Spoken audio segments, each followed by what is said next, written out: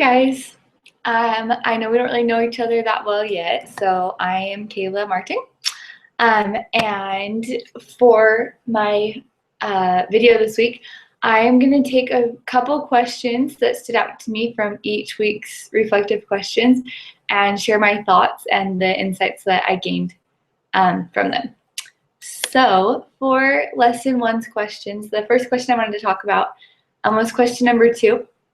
And it talked about how it says in the text, it says there's a tremendous need for scholarly family life education to be taken to the masses, especially groups that are at greatest risk for experiencing family and societal problems, and then asks like what strengths or abilities you have to do that, to take the family life education to those groups who need it the most.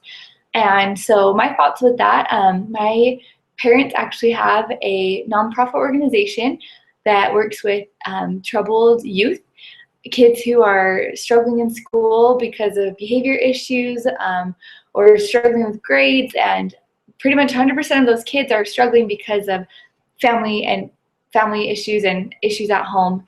And so what my dad's organization does is goes in and helps those kids to learn character building skills and the life skills that they aren't being taught at home. And so I've been able to be a mentor through that program and to really see these kids' lives change. And it's awesome because it helps them and gives them the tools to go on and be successful, not only in their, schooling and careers, but to go on and create their own successful families where they might not have had that example growing up. And so that's one strength that I feel that I have going into family life education. And one way that I love to share it is with youth. And so the next question I wanted to focus on is the next one. It says that chapter 18 talked about the need for program rigor, and it says FLE programs must be grounded in the best current scholarship if they are to enjoy credibility. And so it asked why it's so critical that we draw upon literature and research for our projects. And I just really feel like it's essential for us to do that. So that we are giving our audiences correct information, right? Like, what's the point of us even presenting information or help to people if it's not up to date and correct, and if it's not things that are actually going to help them? I just feel like that's kind of a no-brainer. But it's easy, also to want to share our opinions or things that we think will work. But it's absolutely essential that we're sharing things that have been tested and tried and really been proven to work, so that the families we're helping can actually grow and improve. And so I think that also it shows that we are professional. We're not just kids, right? But that we can be trustworthy and responsible with teaching these couples and families. All right, so from lesson 2, one of the questions I wanted to focus on was about stage 1 problem analysis.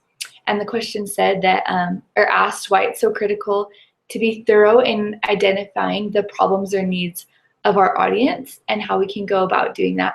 And I just really think that it's essential for us to identify their needs, because if we're not, then once again, like, what's the point of us even teaching them?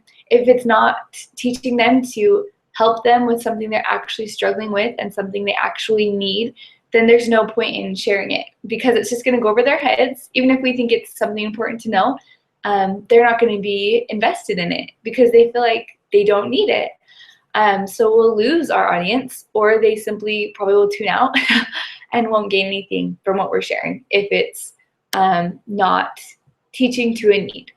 And that's something we focused on a ton as missionaries, is when we would lesson plan, before we decided what lesson we'd share, we would talk about the needs of our investigators, and then we just teach whatever will meet their needs. And it's the same with all family education. And we can identify their needs. It talked about through felt needs, which is basically just asking, ascribed needs through reviewing literature, and future needs, which are things, coming up down the road. And we can take all those into account as well.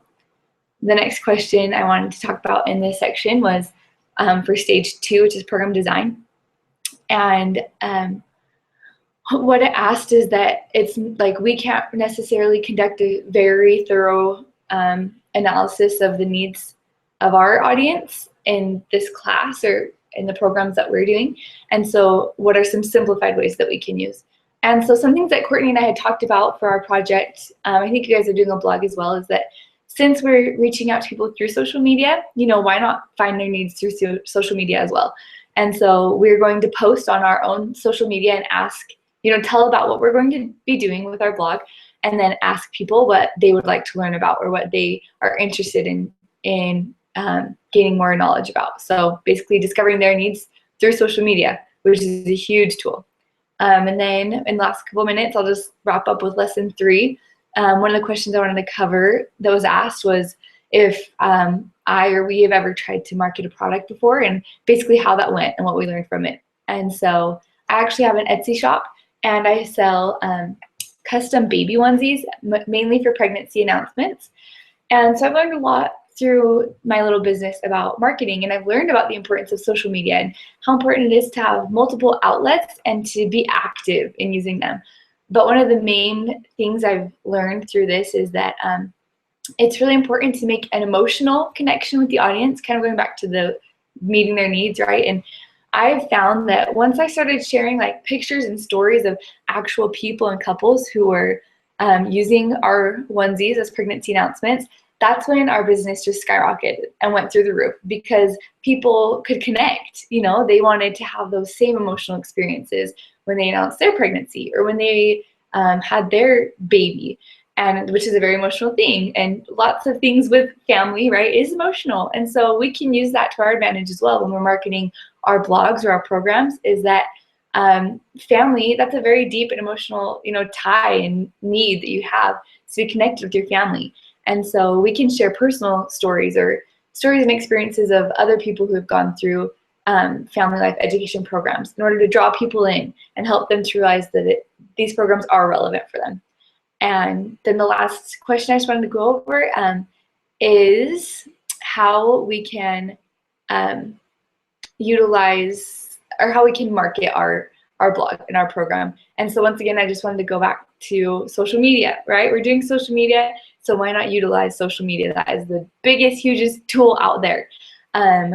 Courtney and I have both blogged in the past, and so we can use our previous blogging friends and platforms to promote our new blog and share it through their platforms. And I think I'm just about out of time, so those are some of my thoughts from these past couple weeks. I hope that you learned something from them, or that this was interesting. Anyway, I'm excited to watch your videos. Thanks, guys.